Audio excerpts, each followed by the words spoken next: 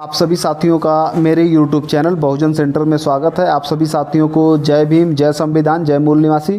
साथियों, यदि आप लोग मेरे चैनल पर नए हैं तो सबसे पहले चैनल को सब्सक्राइब कर लीजिए और बेल आइकन को प्रेस कर दीजिए ताकि जब भी मैं कोई नई वीडियो अपलोड करूं तो उसका नोटिफिकेशन आप लोगों के पास में जाए। साथियों, आज हम लोग बात करेंगे ऐसे महानायक के बारे में जिन्होंने अपना पूरा जीवन बहुजनों की जनजागृति के लिए लगा दिया और बहुजनों को हुक्मरान बनाने के लिए लगाया। ऐसे महानायक का नाम कांसीराम है। साथियों, तो उनके जन्म जयंती के अवसर पर सर्वप्रथम मैं उनके चरणों में नमन करता हूँ।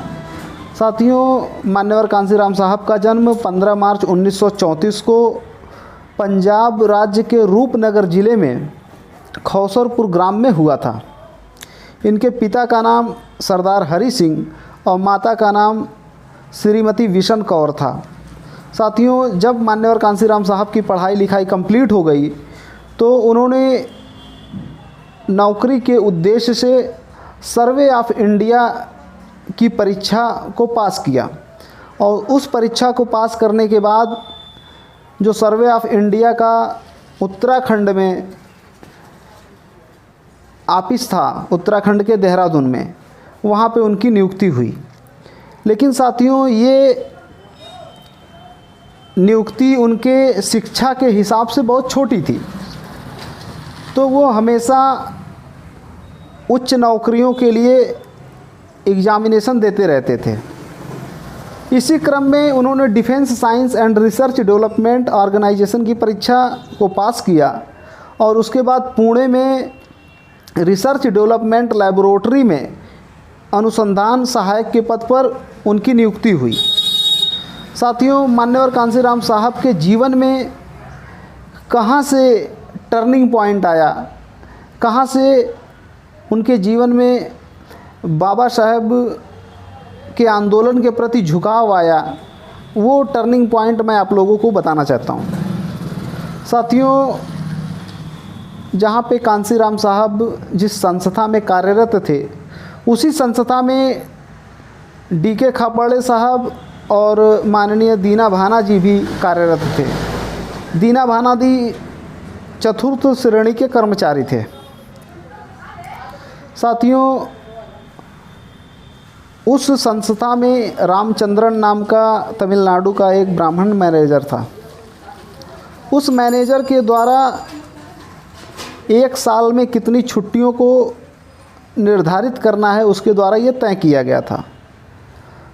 तो जब उसने ये तय कर लिया तो उसके बाद माननीय दीना भाना जी को बुलाया। दीना भाना जी को क्यों बुलाया? क्योंकि वो SC ST के कर्मचारियों के प्रेसिडेंट थे, इसलिए दीना भाना जी को रामचंद्रन ने बुलाया। बुलाने के बाद उसने कहा कि ये साल भर की छुट्टियां डिसाइड हो गई हैं, इस पे आपको साइन करना है।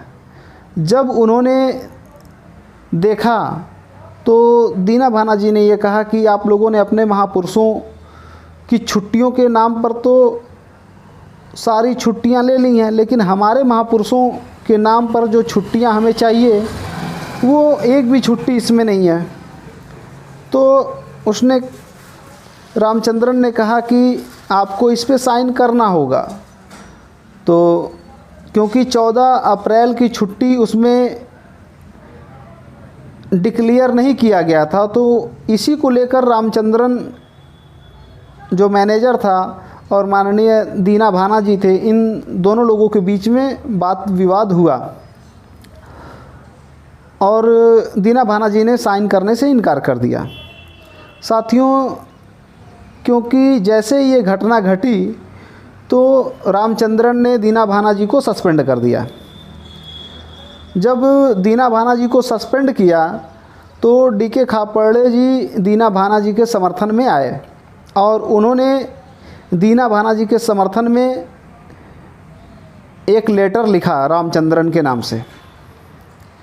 जब रामचंद्रन को लेटर मिला तो उसके ये समझ में आया कि दीना भाना जी तो 4th श्रेणी के कर्मचारी हैं और उनको अंग्रेजी आती नहीं, तो ये अंग्रेजी किसने लिखा। इस बात की जानकारी करने के लिए रामचंद्रन ने अपने लोगों को लगाया। तो जब उनके लोगों ने ये जानकारी इकट्ठा कर ली कि ये काम डी.के. खापड़े ने किया है, तो उन्होंने डी.के. खापड़े साहब को भी सस्पेंड कर दिया। जब डी.के. खापड़े और दीना भानाजी सस्पेंड हो गए तो उस संस्था में बहुत तनाव का माहौल हो गया। साथियों, डी.के. खापड़े साहब और दीना भानाजी, क्योंकि मान्यवर कांसीराम साहब की नई नई पोस्टिंग हुई थी, वो अपने ही समाज के आदमी थे, तो ये दोनों लोग उनके घर पे उनसे मिलने के लिए गए और दीना भानाजी के एक दो साथी साथ में और थे। साथियों, जब मान्यवर कांसीराम साहब के घर पर मिलने के लिए जाते हैं तो ये लोग अपना जो छुट्टी को लेकर बात विवाद होता है उसकी जानकारी मान्यवर साहब को देते हैं। तो मान्यवर साहब कहते हैं कि चलो मैं रामचंद्रन से बात करूंगा और तुम लोग जो है वहीं पे रहना। तो मान्यवर कांसीराम साहब दूसरे दिन केबिन में रामचंद्रन के पास जाते हैं और कुछ ही देर में मामला इतना गर्म हो जाता है कि वहाँ पे जो है मान्यवर कांसीराम साहब जो रामचंद्रन मैनेजर था उसको जो है मार देते हैं और उसके नाक से खून निकलने लगता है। इस घटना को जब डी.के. खापड़े और दीना भानाजी देखते हैं तो ये दोनों लोग मान्यवर कांसीराम साहब को पकड़ करके लेके जाते हैं। लेकिन इस घटना के बाद रामचंद्रन ने दीना भानाजी का और डी.के. खापड़े साहब का सस्पेंशन जो लेटर था उसको निरस्त कर दिया और इन दोनों लोगों को बहाल कर दिया और मान्यवर कांसीराम साहब को सस्पेंड कर दिया। जब ये घटना घटी तो मान्यवर कांसीराम साहब ने कहा कि देखो अभी तो मैं सस्पेंड हो गया हूँ, तो मेरे पास समय ही समय है और आप लोग बाबा साहेब अम्बेडकर की हमेशा बड़ी बड़ी बातें करते हैं, तो क्या आप लोगों के पास ऐसी कोई किताब है? तो डी.के. खापड़े साहब कहते हैं कि मेरे पास एक किताब है, एनिहिलेशन ऑफ कास्ट। तो बोलते हैं ठीक है, वो आप लोग मुझे ला कर के दो। तो डी.के. खापड़े साहब एक दिन शाम को जो है वो किताब ला करके मान्यवर कांसीराम साहब को दे देते हैं और जब मान्यवर कांसीराम साहब रात भर उसको पढ़ते हैं, रात में एक बार पढ़ते हैं, दो बार पढ़ते हैं, तीन बार पढ़ते हैं, चार बार पढ़ते हैं और जब सुबह में डी.के. खापड़े साहब मिलने के लिए जाते हैं मान्यवर साहब से, तब भी वो किताब पढ़ ही रहते हैं। तो जैसे ही डी.के. खापड़े साहब अंदर जाते हैं तो मान्यवर कांसीराम साहब कहते हैं कि देखो खापड़े, आज तक मेरे जीवन का कोई लक्ष्य नहीं था।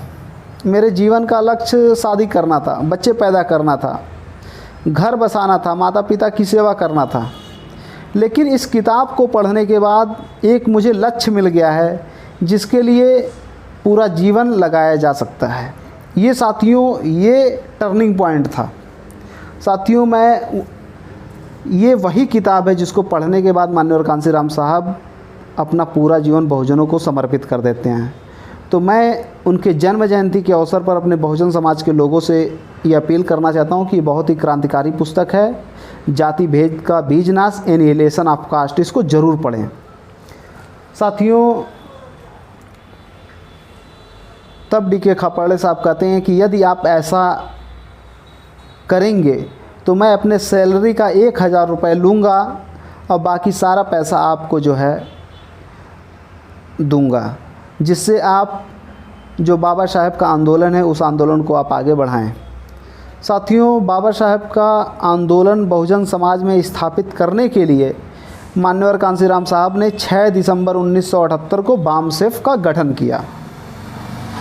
बामसेफ सरकारी गैर सरकारी कर्मचारियों का संगठन है, SC ST OBC माइनॉरिटी के लोगों का। साथियों, जब जो पूना पैक्ट हुआ था 24 सितंबर 1932 को, तो उसका जब 50 वर्ष हो गए तो उस 50वें वर्ष 24 सितंबर 1982 को जब 50 वर्ष हुआ तो मान्यवर कांसीराम साहब ने DS-4 जो बनाया था उसके बैनर के तले पूना में पूना पैक्ट की घोर निंदा की। और 14 अप्रैल 1984 को मान्यवर कांसीराम साहब ने जिस उद्देश्य के लिए अपना जीवन लगाया था उस उद्देश्य की पूर्ति के लिए बहुजन समाज पार्टी का निर्माण किया। साथियों, मान्यवर कांसीराम साहब ने जो उन्होंने कस्में खाई थी कि मेरा घर नहीं होगा, मैं किसी के मरने जीने में नहीं जाऊंगा, मेरे नाम पर कोई संपत्ति नहीं होगी, मेरे नाम पर कोई अकाउंट नहीं होगा, तो ये उन्होंने जीवन पर्यंत निभाया। और जब मान्यवर कांसीराम साहब के पिता का देहांत हुआ तो अपने पिता के देहांत में भी नहीं गए, क्योंकि जो उन्होंने कस्में खाई थी, जो उन्होंने प्रतिज्ञा किया था, उसको बाखूबी निभाया। साथियों, मान्यवर कांसीराम साहब के जन्म दिवस के मौके पर हम लोगों को ये प्रण लेना चाहिए कि हमें बहुजन समाज में जो मान्यवर कांसीराम साहब का सपना था उसको हमें स्थापित फिर से करना होगा। साथियों, यदि आप लोग ऐसा करते हैं तो जो मान्यवर कांसीराम साहब की सोच थी उसको समाज में स्थापित किया जा सकता है। साथियों, कांसीराम साहब ने एक बहुत ही चर्चित पुस्तक लिखी है। उस पुस्तक का नाम है चमचा युग, और इसमें कितने प्रकार के चमचे हैं उसमें सबकी जानकारी दी गई है। तो मैं अपने बहुजन समाज के लोगों से ये अपील करना चाहता हूँ कि इस पुस्तक को भी ज़रूर पढ़ें, ताकि मान्यवर कांसीराम साहब की जो सोच थी उसको हम लोग बारीकी से जान सकें। साथियों, आप लोग मान्यवर कांसीराम साहब का जो सपना था उसको सजाने में, उसको बहुजन समाज में फैलाने के लिए आप लोग मेरा साथ सहयोग देंगे, ऐसी मैं आप लोगों से आशा करता हूं। और इस मौके पर मैं इतना ही कहना चाहता हूं। आप लोगों ने मेरी बात को ध्यान से सुना, इसके लिए आभार, धन्यवाद। जय भीम, जय संविधान, जय मूल निवासी।